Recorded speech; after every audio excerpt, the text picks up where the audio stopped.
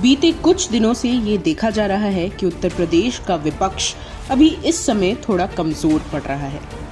Samajwadi party हाल ही में ही हुए उपचुनाव में भी कुछ अंकों की वजह से पीछे रह गई।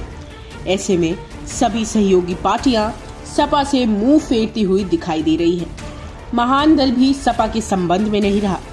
जनवादी पार्टी के प्रमुख संजय चौहान ने भी सपा प्रमुख के संवाद ना करने और अहंकार की बात की है और भाजपा से आए ओपी राजभर के स्वर भी आजकल बदलते दिखाई दे रहे हैं। लेकिन वही राष्ट्रीय लोक दल के प्रमुख जयंत चौधरी अभी स्थिर है।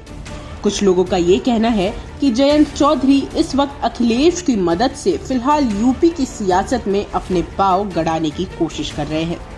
इसीलिए यूपी में हो रहे हर मुद्दे पर जयंत चौधरी अपनी प्रतिक्रिया देते हुए दिखाई दे रहे हैं, चाहे वो किसानों को लेकर हो या फिर अग्निपथ योजना।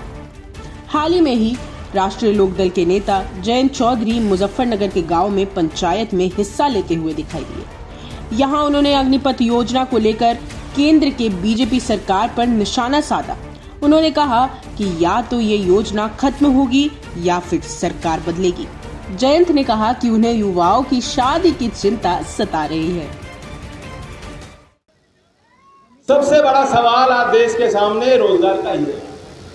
बहुत बड़ी चिंता लोगों की है, नौकरी नहीं मिल रही। 2018 में अर्धसैनिक बलों की नौकरी निकाली थी इन्होंने 55,000 की भर्ती, और नागपुर से पैदल चल के दिल्ली आ रहे बच्चे। 18 में नौकरी निकली, 19 में इम्तिहान लिया, 1 साल बाद रिजल्ट निकाला और सबको नौकरी दी नहीं।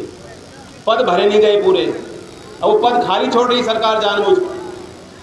सेना में भी उन्होंने यही किया, जानबूझकर 2019 के बाद भर्ती नहीं की।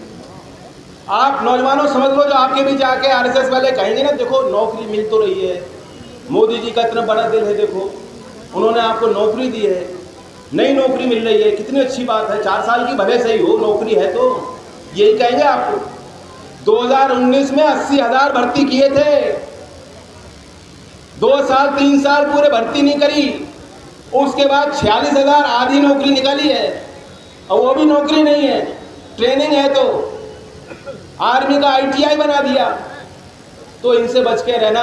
ये तो ऐसे लोग हैं कि आपकी जब जेब कट जाएगी तो आपको आके बताएंगे बहुत अच्छा हुआ भाई। जयंत चौधरी ने कहा कि जब आप लड़की देखने जाएंगे तो आपसे पूछा जाएगा कि आपके पास नौकरी है या नहीं, तब आप बताएंगे कि आप रिटायर हो चुके हैं। मेरी तो हो गई है, लेकिन मुझे आपकी चिंता है। उन्होंने सरकार पर सवाल उठाते हुए ये कहा है कि 4 साल का फॉर्मूला कहां से आया। जयंत ने कहा कि 15 साल के कार्यकाल को घटाकर 4 साल का कर दिया गया, क्योंकि अगर 5 साल करते तो ग्रेट्युटी देनी पड़ती। उन्होंने कहा कि देश में नई नौकरियां नहीं आ रही हैं, सरकारी विभाग की हालत भी खराब है।